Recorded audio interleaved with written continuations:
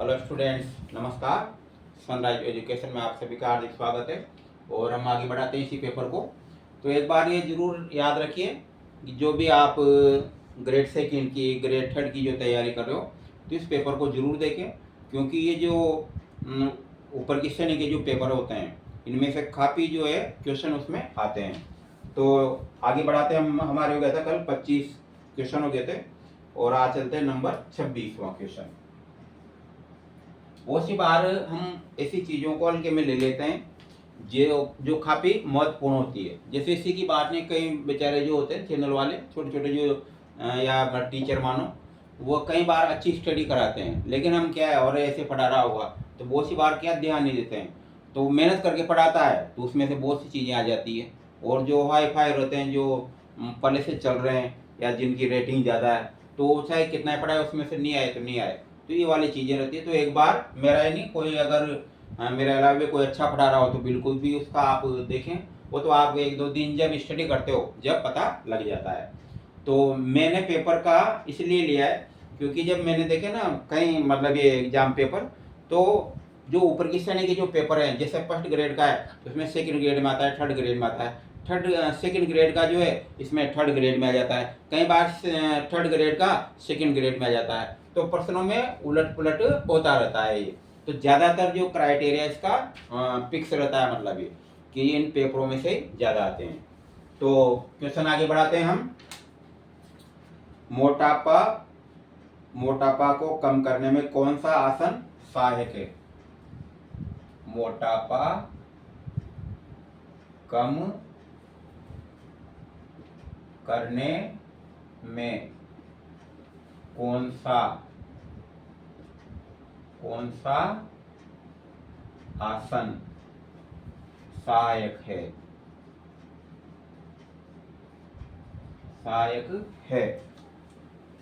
तो इसमें पहला दिया है मत्स्यासन, नंबर 1 में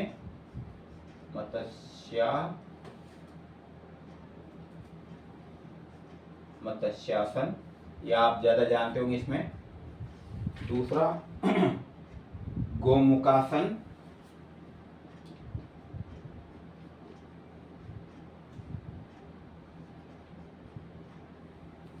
अगर आपकी स्टडी अच्छी है तो तुरंत आपको उत्तर याद आ जाएगा इसका।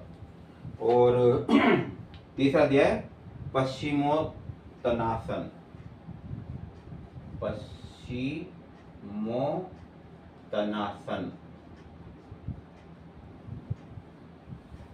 और फोर्थ में दिया है वज्रासन।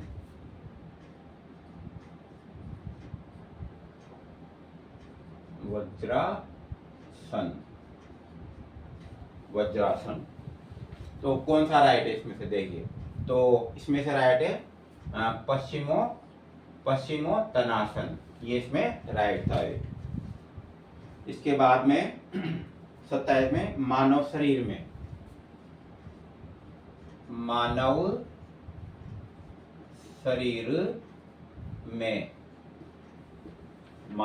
में संतुलन बनाए रखने का कार्य, संतुलन बनाए रखने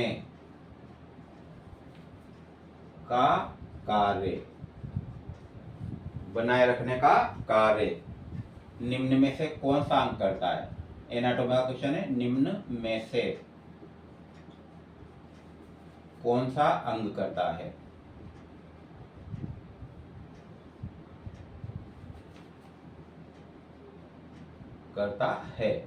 तो आप सभी जानते हो हमारे शरीर में 5 प्रकार की इंद्रियां पाई जाती है। इसमें से जो कान रहते हैं, तो ये नाम सुना होगा कान।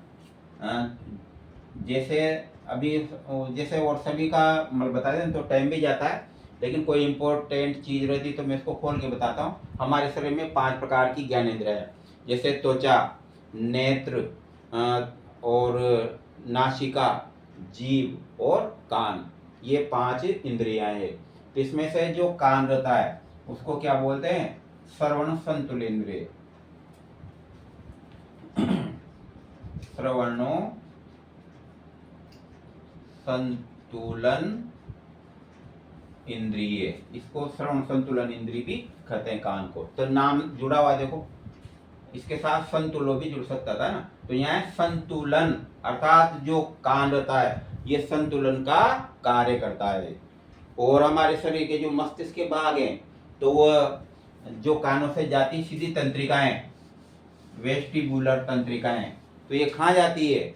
मस्तिष्क के कौन से भाग में? मस्तिष्क में बहुत से भाग है, जैसे वैसे तो काफी डिवाइडेशन होता है इसमें, लेकिन 3-4 तो आपको नाम याद होंगे। जैसे नंबर 1 में प्रमस्तिष्क, प्रमस्तिष्क, दूसरा अनुमस्तिष्क, अनुमस्तिष्क, और एक होता है इसका नाम है मेडुला, मेडुला आमला गेटा, और नंबर 4 में मेरुरज्जु।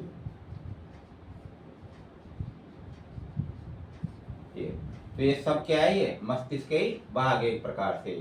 हालांकि कई बार जो है ना मेरुरज्जु को अलग कर दिया जाता है, तो 3 पार्ट तो मुख्यतः बचते हैं, प्रमस्तिष्क, अनुमस्तिष्क, वो चीज अलग है, जैसे पश्चिम मस्तिष्क, अग्र मस्तिष्क, मध्य मस्तिष्क, वह इन्हीं के मतलब उनमें से इनको लिया जाता है। तो मेन तो ये मानते हैं।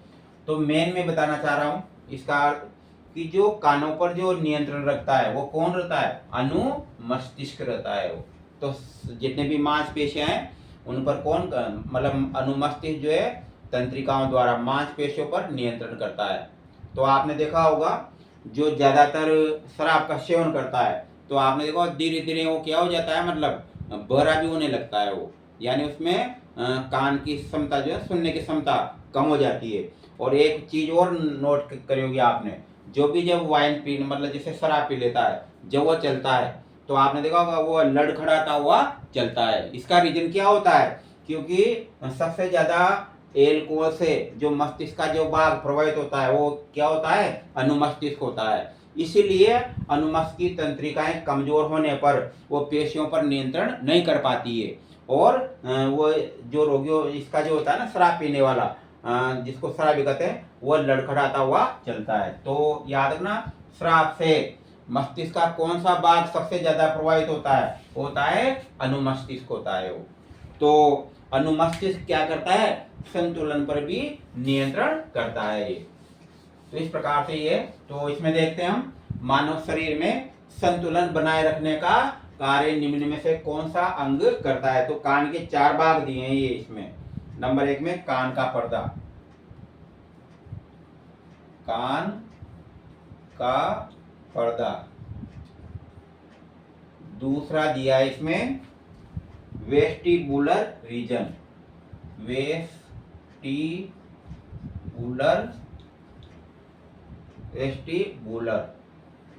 रीजन, और तीसरा दिया है कोक्लिया। ये सब कान के भाग हैं, कोक्लिया। और चौथा है ऑर्गन ऑफ कोर्टी, यानी कोर्टी का अंग, ऑर्गन ऑफ कोर्टी, कोर्टी, यानी इसको मतलब क्या बोलते हैं? इसको कोर्टी का अंग भी कहते हैं। तो सब कान के भाग है। इनमें से मानव शरीर में संतुलन बनाए रखने का कार्य कौन करता है? तो ये जिसमें नाम आ रहा है ना वेस्टिबुलर रीजन, ये जो अर्धवर्ताकार नलिकाएं होती है तो उसके मतलब जो है अंदर की तरफ ये एक कान का अंग है। जो वैसे तो देखा जाए तो मोटे तौर पर अर्धवर्ताकार जो नलिकाएं होती है वो क्या करती है? वह संतुलन बनाए रखने का कार्य करती है। वो याद रखना अच्छी तरह से। कौन? अगर इसकी जगह अगर लिखा होता है अर्धवर्ताकार नलिकाएं, तो अर्धवर्ताकार नलिकाएं भी क्या होती है? मतलब संतुलन बनाए रखने का कार्य करती है। तो उससे अंदर का अंग है। तो कान का पर्दा हो गया और कोक्लिया हो गया, ये सब जो है ना कंट्रोल से संबंधित है, लेकिन मेन आ रहा है कि संतुलन बनाए रखने का कार्य कौन करता है? तो ये वेस्टिबुलर रीजन करता है। मैंने एक बार भी बताया, अगर इसकी जगह यहाँ पर लिखा होता अर्धवर्ताकार नलिकाएं, तो फिर अर्धवर्ताकार नलिकाएं होती है, क्योंकि कान के अंदर कई भाग है। जैसे एक होता है सेक्युलस, तो सेक्युलस भी क्या है, कान का भाग है, तो इसे याद रखना इसको आप ही। तो इसमें वेस्टिबुलर रीजन जो है वो राइट माना गया है।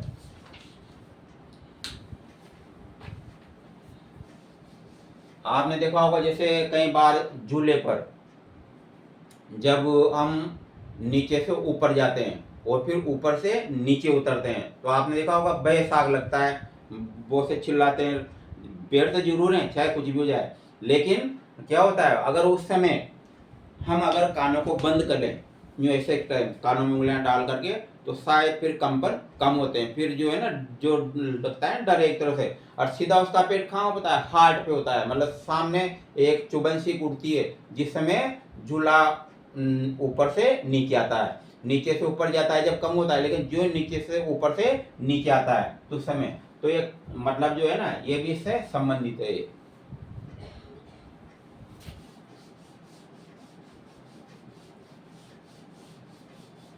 और एक आप क्वेश्चन है जो है 26वां, जो इस एग्जाम में क्या किया गया था, डिलीट किया गया था ये, क्योंकि आप जानते हो हमारे मतलब भारत में कई शिक्षा विदेश है जो पेपर तो बना देते हैं, लेकिन उनको ये पता नहीं होता है कि इसमें से राइट कौन सा होगा। अभी आप देख लो एनसीईआरटी की किताबें, कहने को तो एनसीईआरटी किताब, जैसे नाम देखो आप, एनसीईआरटी,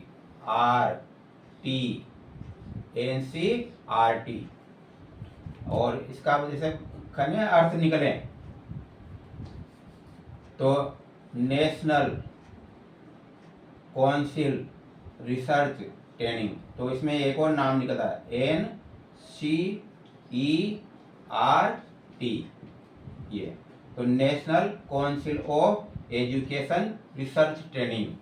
तो अब मालूम नहीं इसमें दे रखा है रिसर्च, इन्होंने क्या रिसर्च किया। आज भी जो 20 साल पुरानी किताबें एनसीईआरटी में वो की वही चल रही है, 12वीं की जो 9-10 की जो, मतलब जो नए जो रिसर्च हुए अभी तक इन किताबों में उल्लेख ही नहीं उनका। और सबसे बेहतरीन जो किताबें मानी जाती है हमारे माध्यमिक शिक्षा बोर्ड की, जो अगर 9, 10, 11, 12 में उनको जो स्टडी कर लेता था उन किताबों की, तो जो जैसे पहले पीएमटी चलती थी, आजकल जैसे नीट चलती है, मतलब कहने का अर्थ है कि संपूर्ण जानकारी जो अपने माध्यमिक शिक्षा बोर्ड की किताबों में होती है उन इन किताबों में होती है। इनका बस नाम ऐसा रखा एनसीईआरटी, जैसे कोई कहाँ से ऊपर अंतरिक्ष से बन के आया हो एनसीईआरटी ये। तो ये जो एनसीईआरटी है, तो इनमें कौन सा रिसर्च किया गया आज दिन तक पता ही नहीं लगा। ट्रेनिंग क्या है उनकी, कहाँ से ट्रेनिंग जाई जाती है, उस किताबों में आप नाम देखना, पूरे भारतवर्ष के जो होते हैं ना शिक्षाविद, उनके नाम दिए रहते हैं, लेकिन उन शिक्षाविदों की क्या भूमिका है, कहाँ से उनको उठाया गया या कहाँ से उनको मंगाया गया, यह आज दिन तक पता नहीं लगा। और अपने माध्यमिक शिक्षा बोर्ड में 4-5 राइटर रहते हैं, और वो 4-5 राइटर इतनी अच्छी बेहतरीन किताब बनाते हैं, क्योंकि हम जो मतलब पढ़ाते हैं हमें याद है कि किसका सिलेबस, किसकी कौन सी किताब की अच्छी नॉलेज होती है। तो यूँ मानो संपूर्ण नॉलेज जो होती है वो माध्यमिक शिक्षा बोर्ड की किताबों में, लेकिन वो राजनीतिक परिदृश्य से वो सरकार आते ही उसको चेंज कर दिया, फिर वो 5 मतलब पूरा 10 साल सिलेबस को नहीं चलने दे। अगले कार्यकाल में शायद वो होते मतलब डोटेसरा जी, उसके पहले माध्यमिक शिक्षा बोर्ड का चल रहा था, उन्होंने मतलब बिना सोचे समझे चेंज कर दिया और एनसीईआरटी लगा दी। तो कई बार जो स्टूडेंट होते हैं वो इनके शिकार हो जाते हैं। ये तो होना चाहिए ना कि जब वो एनसीईआरटी नाम दिया है तो उसमें रिसर्च करो ना आप, जैसे कौन सी नई खोजें हुई उनमें किताबों में समावेश नहीं आज दिन तक। तो ये क्वेश्चन जो है मतलब डिलीट किया गया था, जो भी शिक्षाविद होंगे उन्होंने बनाया था, तो उनको ये पता नहीं था इसमें से राइट कौन सा क्वेश्चन है। तो देखिए इसका 26वां क्वेश्चन,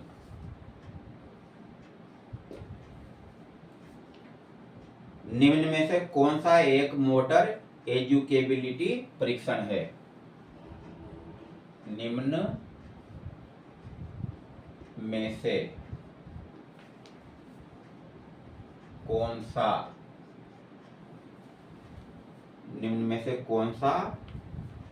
एक मोटर एजुकेबिलिटी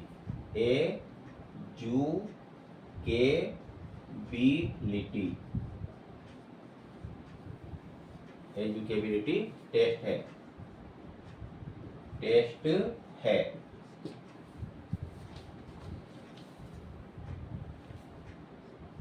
पहला देखिए इसमें JCR परीक्षण, पहले 4 लिख देता हूँ फिर इसमें देखते हैं कौन सा है। JCR परीक्षण, JCR टेस्ट, परीक्षण लिख रहा था उसमें मैंने टेस्ट कर दिया। नंबर दूसरा IOWA परीक्षण, IOWA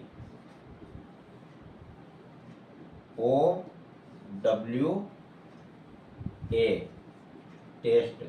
मैं उसमें यार जिसमें लिख रहा है ना परीक्षण लिख रहा है, मतलब अंग्रेजी में लिख रहा हूँ, ये सब हिंदी में लिखे हुए हैं ये सब। तीसरा दिया इसमें AAHPER,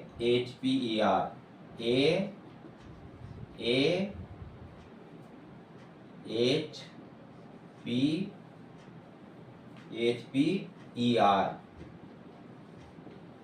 परीक्षण।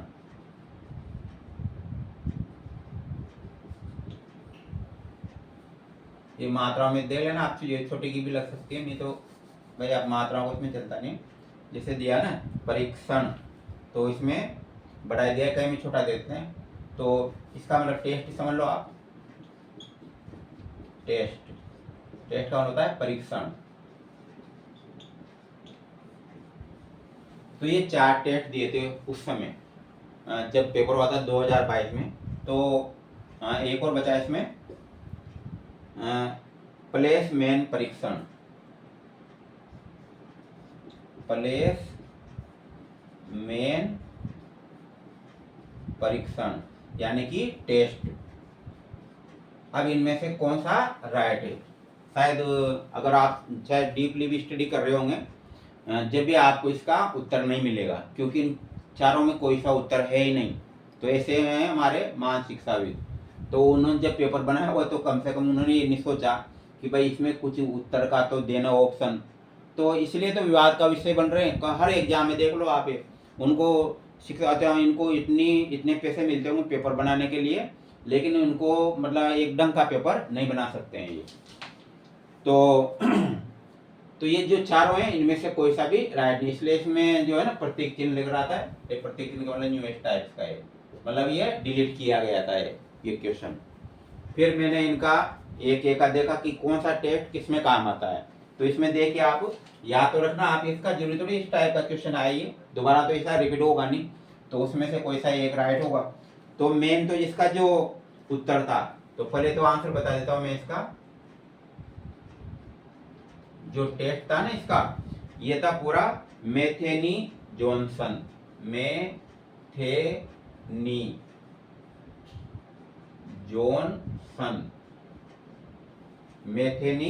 जॉनसन मोटर शिक्षा योग्यता, यानी मोटर परीक्षण था, मोटर शिक्षा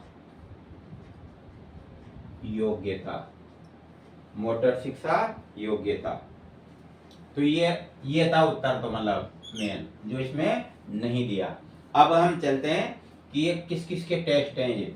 इसमें जो पहला देखते हैं ये GRE का है ना, ये है शारीरिक फिटनेस का परीक्षण है। लिख देता हूं मैं, शारीरिक फिटनेस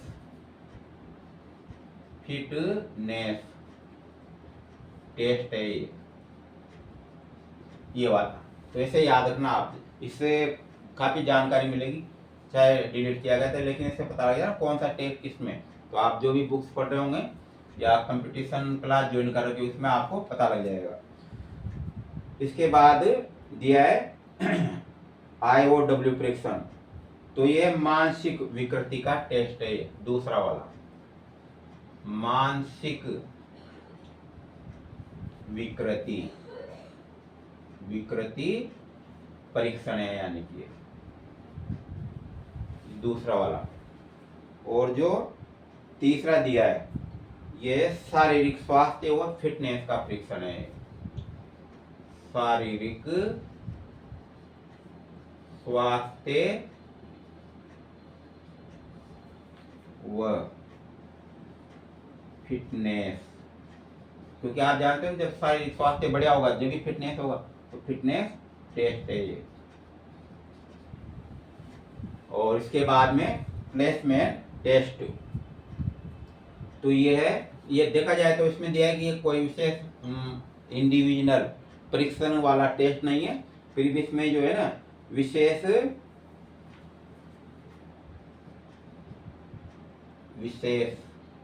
याद ना, विशेष टेस्ट नहीं है ये, ज्यादा किसी प्रकार को इसको नापने का टेस्ट नहीं है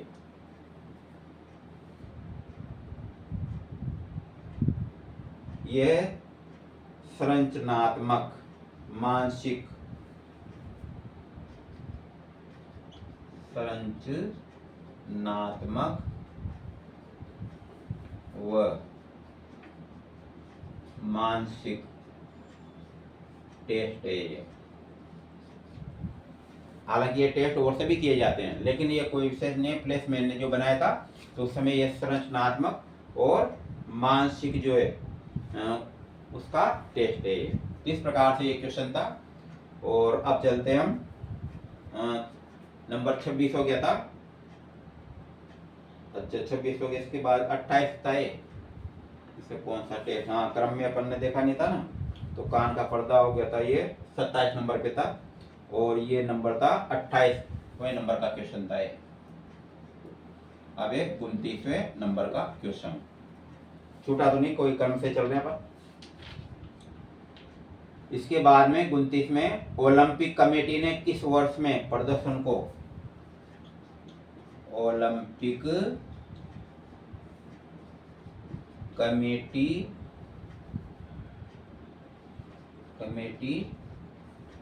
ने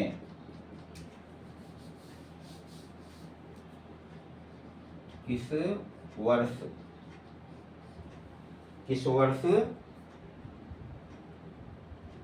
प्रदर्शन में सुधार लाने वाली, प्रदर्शन में सुधार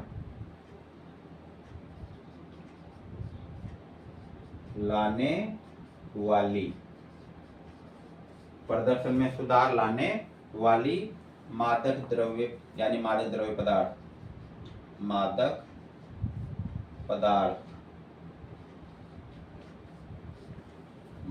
पदार्थ ड्रग्स को प्रतिबंधित किया था।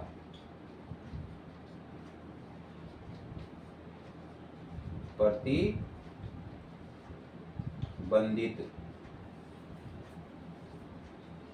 किया था।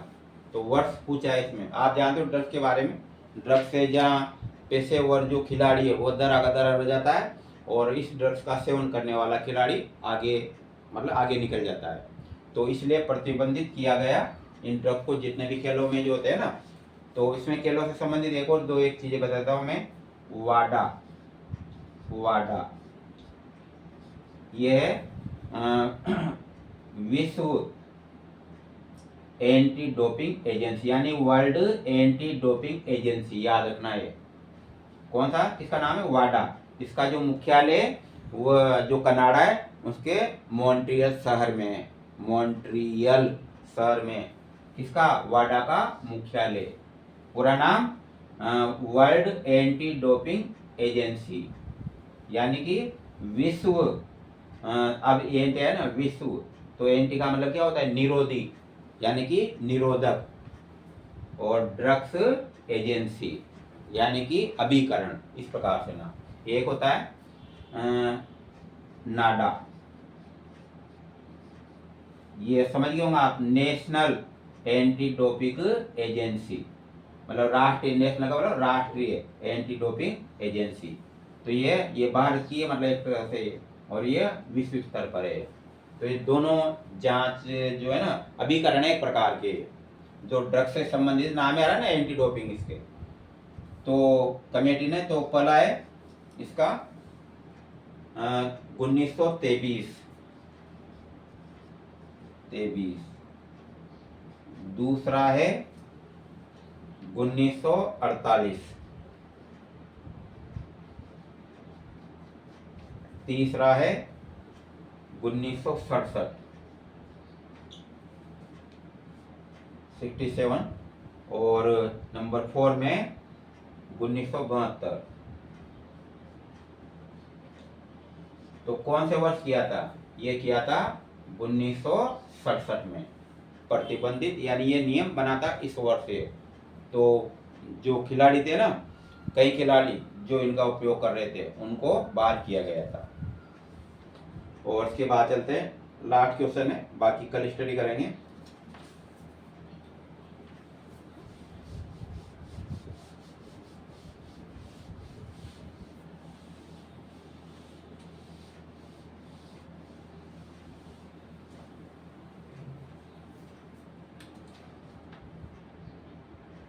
श्वसन क्रिया, ये भी एनाटॉमी का है। श्वसन क्रिया मैंने पहले बताया था आपको, जैसे एनाटॉमी स्पोर्ट मेडिसिन का, ये स्पोर्ट मेडिसिन का क्वेश्चन था ये वाला। ये थोड़े से अलग ही होते हैं। ये किन्सियोलॉजी से भी नहीं होते हैं, आपके जो भी सब्जेक्ट चलते हैं उनसे, जो टेस्ट होते हैं ना उनसे संबंधित होते हैं खेलों में ये। तो इसमें देखते हैं, तो ये स्पोर्ट मेडिसिन का था। मैंने पहले बताया था ना आपको, ज़्यादातर जो पीटेट थर्ड ग्रेड जो एग्जाम होता है ग्रेड थर्ड का, तो उसमें 20 क्वेश्चन तो एनाटॉमी के और 15 जो है वो किन्सियोलॉजी के, एनाटॉमी एंड फिजियोलॉजी। जहाँ तक मुझे ध्यान है मैंने काउंट किया था, अभी इनमें बदलाव हो जाए तो बात अलग है। और ये और 5 क्वेश्चन जो आते हैं स्पोर्ट मेडिसिन के, मेडिसिन, और आपके जो सब्जेक्ट का जो डिवाइडेशन हो रहा होगा वो उनके ऊपर है। तो इस प्रकार से जो है ये क्वेश्चन होगा। 40 क्वेश्चन बैठते हैं मतलब इसके एनाटॉमी फिजियोलॉजी और स्पोर्ट मेडिसिन के।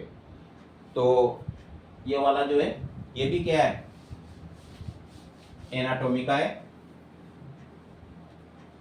तो श्वसन क्रिया, हृदय गति, हृदय गति। एक और चीज याद रखना, ये जो और में तो ज्यादा नहीं क्योंकि मेरे सब्जेक्ट के में तो एक तरह से आपको उत्तर बता रहा हूँ। मेरा फोकस तो स्पोर्ट मेडिसिन का, किन्सियोलॉजी का या जो है ना एनाटॉमी फिजियोलॉजी पे। उनमें से जब मैं क्वेश्चन बताऊंगा तो उसको खोल के बता रहे तो बहुत सारी चीजें याद हो जाएगी आपको।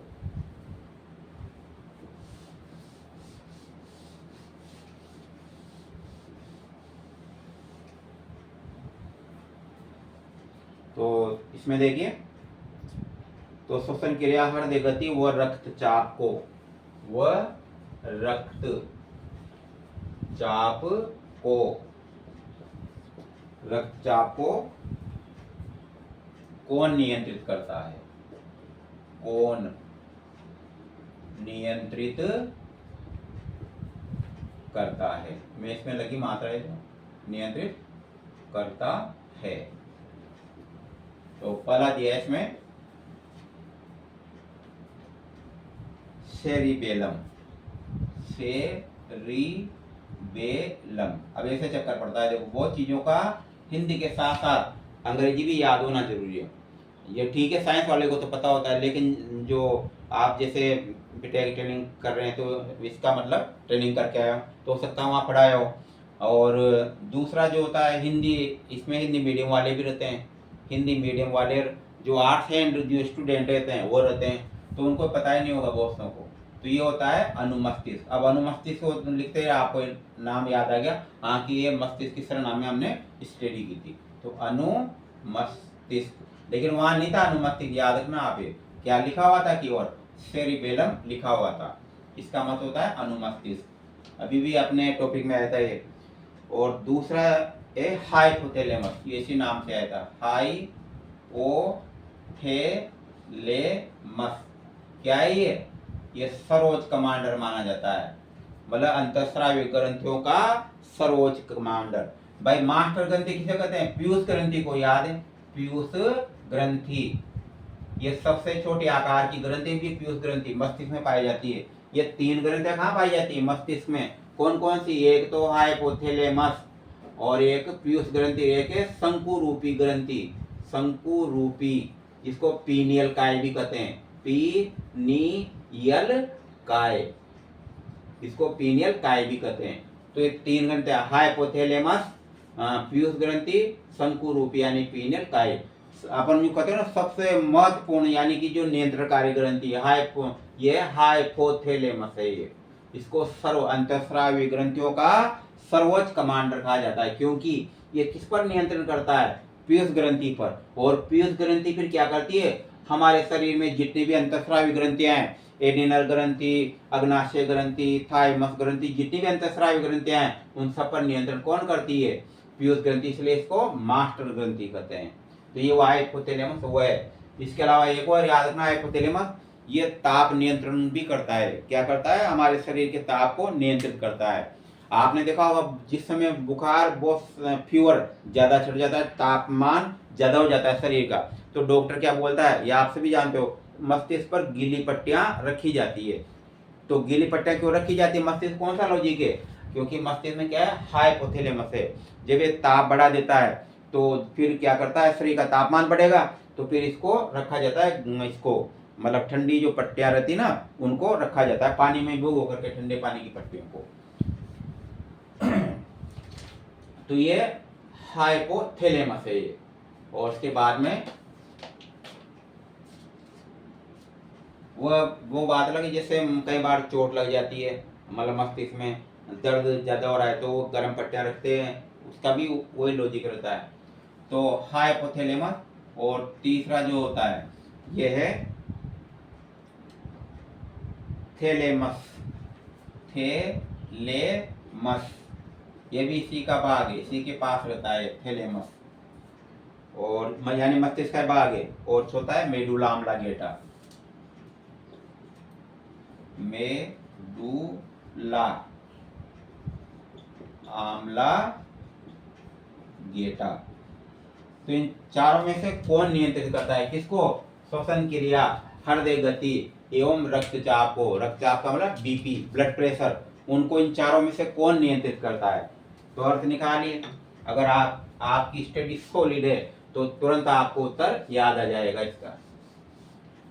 तो इसका सबसे जो भाग है वह है मेडुला ऑब्लांगेटा नियंत्रित करता है। ये हमारे शरीर में जितने भी अनैच्छिक क्रियाएं होती है, दो क्रियाएं होती है, एक तो ऐच्छिक और एक अनैच्छिक।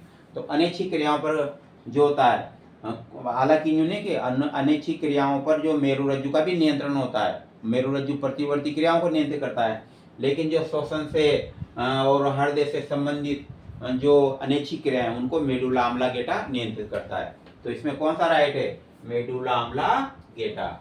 जो मेडुला ऑब्लांगेटा है तो उससे दो प्रकार की तंत्रिकाएं निकलती है, दो प्रकार की।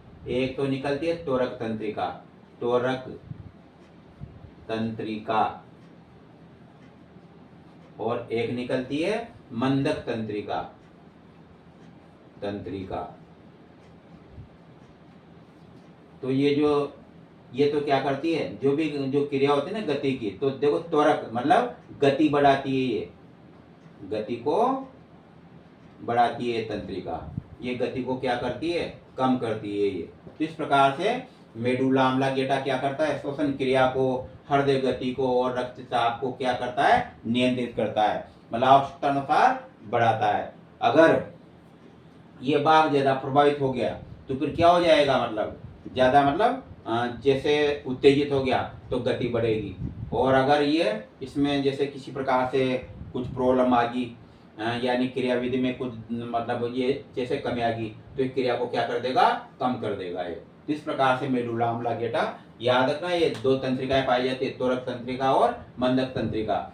आपने देखा होगा ना, जैसे हृदय में पेस मेकर होता है ये आलिन, आलिन, नीले और नीले। तो ये वाला जो भाग होता है ना हृदय का, उसमें दोनों तंत्रिकाएं आती है ये। तो इसको, ये वाला भाग इसको पेस मेकर कहते हैं।